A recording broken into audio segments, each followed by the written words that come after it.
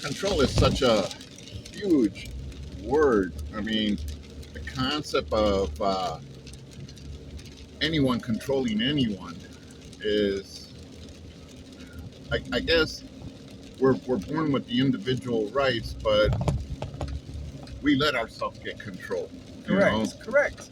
Because we have the power, each and every one of us, to say no. Right. I don't want to go with your way of thinking or your way of doing things. Okay? You can walk away. Go the other way from these people, because if you're the one who allow these people to take control of you because you put yourself in that situation. And that's what these organizations do. They grab you and then they form you to think the way they want you to think, to believe what they want you to believe. And that's how they control you. No, and that's the whole thing is that, I mean, we see it on a daily basis, from licenses to permits and everything else. Yeah. And I guess that there is a need for this structure, but at the same time, I think a lot of it too is unnecessary. Correct. Like property taxes. When you own a house, right, you pay for the house completely, but you still got to pay property taxes every year. How the hell that happened? Yeah. How the hell did we allow such a system like that to happen? How?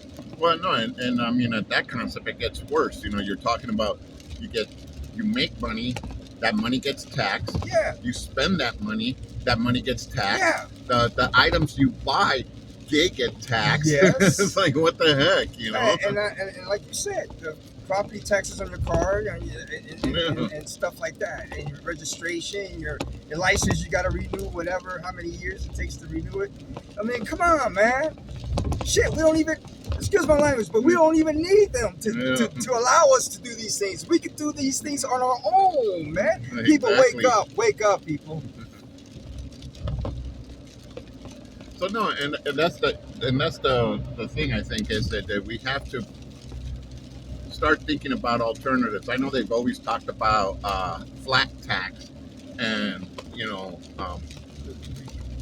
and I think that's one alternative, but I don't know. I think there needs to be more alternatives to be explored in how to better pursue life and liberty. Well, I'm just saying, let me get to the left lane here. Yeah. I'm just saying we can. All we gotta do is just work together and help each other out. We don't need someone to tell us what we gotta do or instruct us what we could do or what we can't do. Right. How the hell we give these people these power to do something we want to do to better our lives? Do we gotta ask permission? If we want to build something in our backyard, we gotta ask for a permit and pay for it. What kind of crap is that? Right. Well, that's the thing. I'm trying to remember exactly, but in the Bible, how does that go about man's law? That we're supposed to follow it, but we're also supposed to follow God's law. And I think that's part of the indoctrination maybe that we receive, Well, it's man, it starts when we're young, man. We've been lied to when we're young. Our parents tell us, hey, there's a tooth fairy. You lost your tooth. Or, hey, go to sleep because tomorrow you're going to see packages underneath the tree. Okay? This man called Santa Claus is going to come by and leave that stuff for us.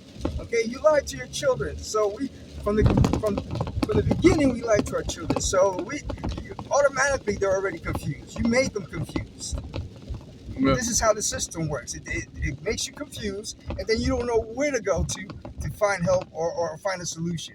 So you end up growing up with that stigma in your mind, I would grow up, hey, my parents are a bunch of liars. That's the way I look at it. I don't know. I mean, I kind of look at it that, But that's how they were taught, right? Yeah. I mean, as a parent myself, that, when we gave Christmas gifts to the kids and watched them open it, I mean, there was a sense of excitement, Yes, it should be when we give someone a gift. Yeah, so, I mean, I don't know. I guess I'm old-fashioned when it comes to that.